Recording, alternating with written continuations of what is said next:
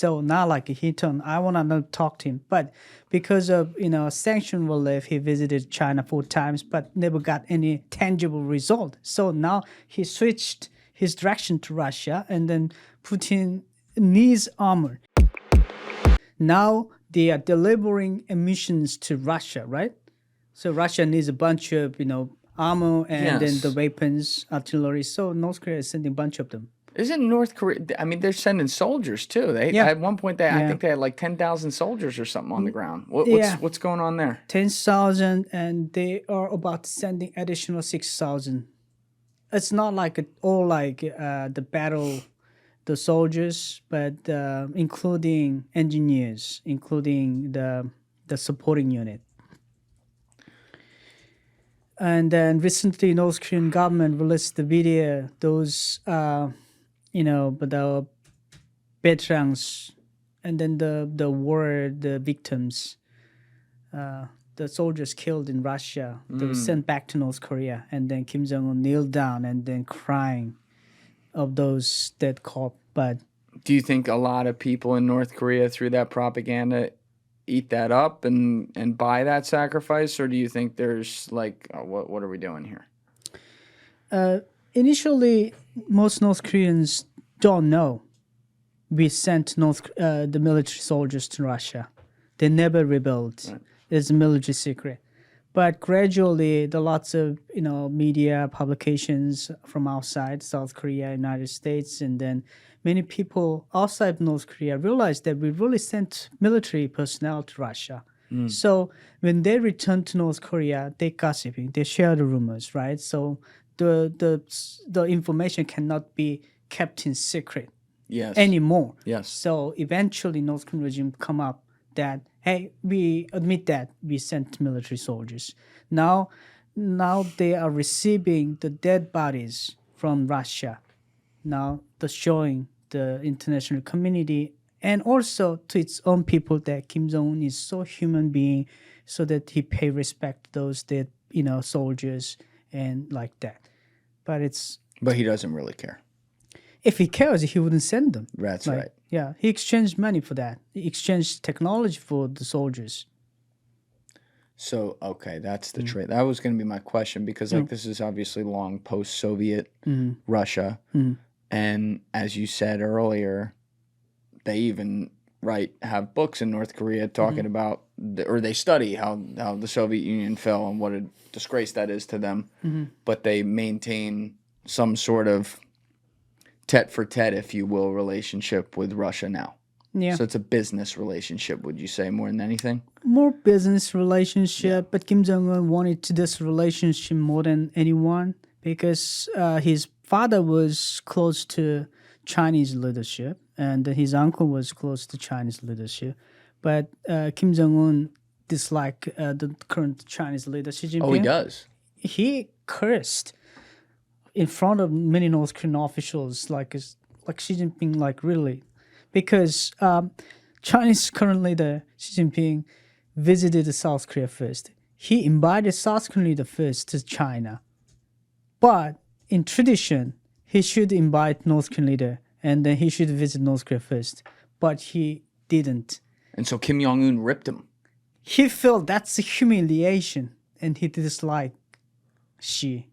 So not like he turned, I want to not talk to him. But because of, sanction relief, he visited China 4 times, but never got any tangible result. So now he switched his direction to Russia, and then Putin needs armor and ammunition factory. So, okay, I will accept you. So now it's trading. Kim Jong-un wanted a missile technology, a submarine technology, and also hypersonic missile, and also like jets.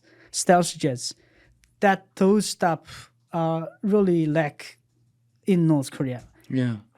Additionally, Kim Jong-un was paid $3,000 per person in a month. $3,000? Yeah. That's it?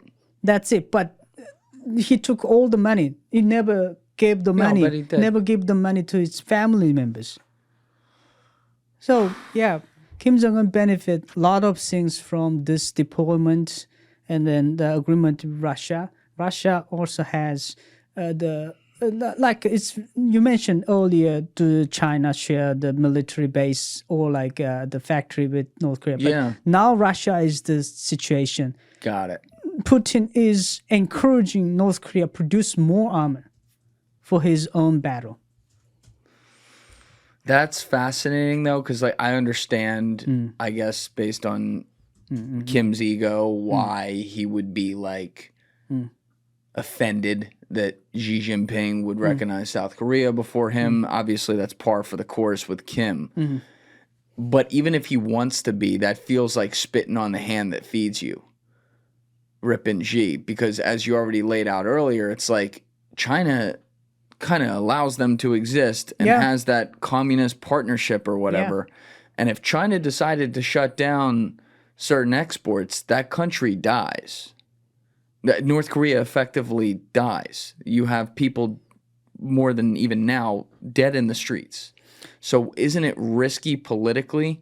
I know the guy's a psycho, but isn't it risky politically to be like, what the fuck? To normal people, that's the very common sense. Yes. But Kim Jong-un doesn't care.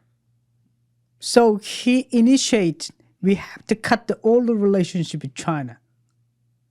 Like, really emphasized, but he realized that he cannot cut all of them. So, but he still have like anger feeling, hatred towards, the current Chinese leader. So he just, moved away. But people are relying on the trade between China. Yeah. So this is the whole different story. Now, so you go into the military though in 2002. You got discharged, you said, in 2005? Yes, August 2005.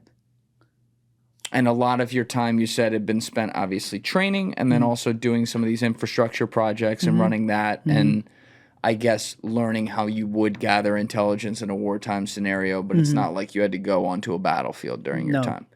But you're discharged at 20. Is that standard for someone to be discharged after 3 years?